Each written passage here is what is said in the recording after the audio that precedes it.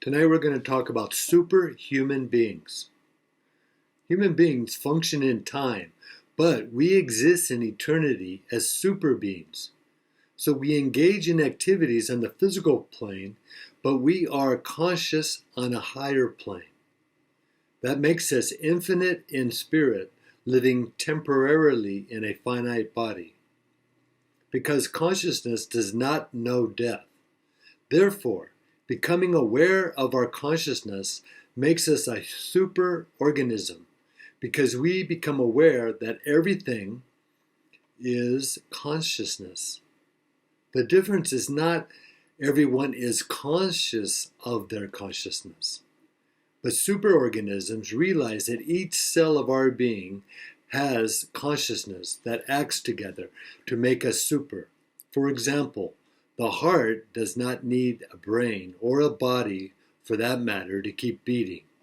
The heart has its own electrical system that causes it to beat and pump blood. Because of this, a heart can continue to beat for a short time after brain death or after being removed from the body.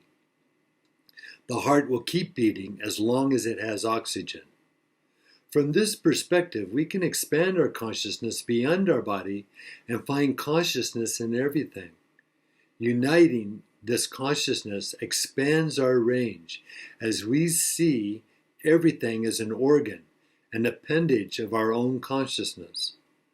When we mingle in this ocean of consciousness, the existence or the essence of who we are swims in a timeless, ageless energy that is infinite with no birth or death.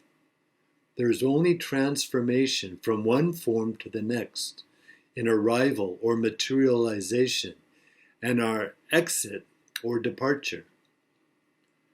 The Native American chief Seattle said, "There's no death, only a change of worlds."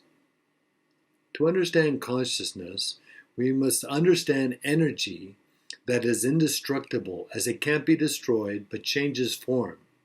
Its frequency can be changed to higher or lower level, but it is never terminated.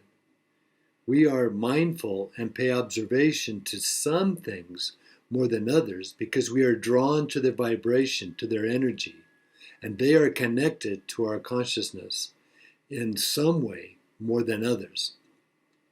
They are a portion of our journey, a passion that brings us joy or suffering, but teaches us about our intention, how we can be useful in life. This means we appreciate and realize that the life of plants and animals are just as awesome as our own. Animals see, smell, and hear things that we can't, so we use them to expand the spectrums in different dimensions. They give us the comfort to be our true self, without pretense or games, played so we can transmute to the next level. Amit Ray says, "World is multidimensional. Reality at a lower level, it is full with consciousness and competitiveness. At a higher level, it is full with beauty and bliss and divinity. Focus on higher dimensions." Consciousness exists at different spectrums or degrees of awareness, so it communicates with different strategies. It has no belief, religion, gender, race, age, or nationality, but it communicates in all those things, transmitting love and understanding. The problem is, if we are closed-minded, we lack the means to interpret, and if we don't open our hearts to love, we lack the context to understand. This is like not understanding how we communicate electrochemically with our cells using signaling strategies. So we don't perceive their conscious experience in our experience and assume that they are not conscious. But the spectrum of consciousness goes from atoms to cells, to plants, to insects, to humans, and to human beings. And this is not a separation, but a continuum of one consciousness and the ability to perceive it at different levels.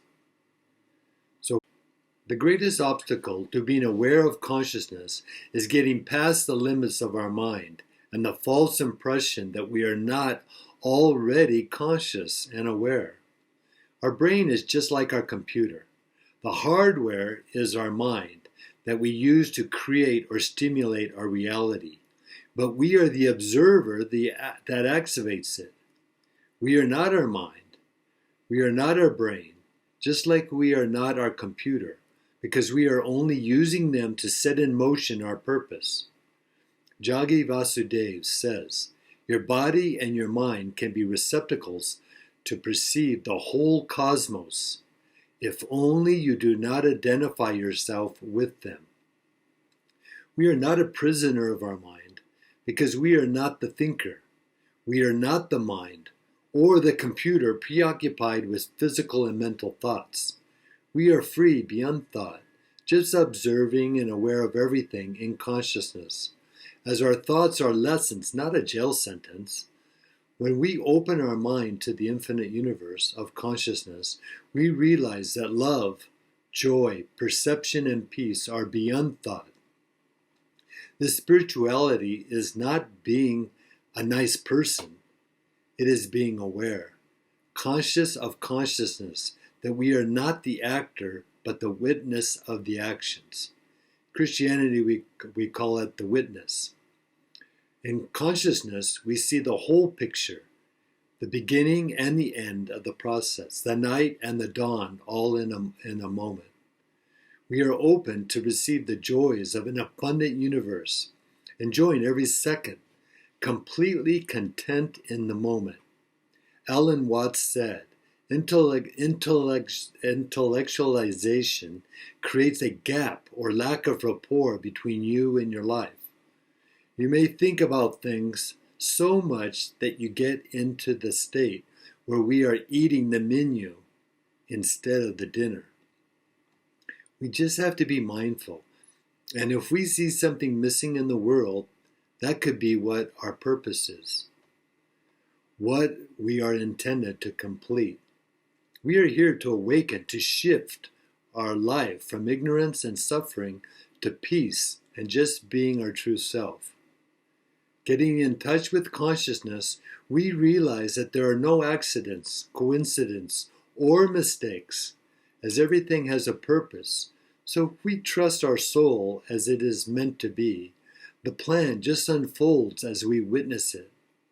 This is the deep understanding that Chief Seattle demonstrated, and it has been denied to many caught up in their thoughts and minds, so they don't know their place in the grand scheme of things.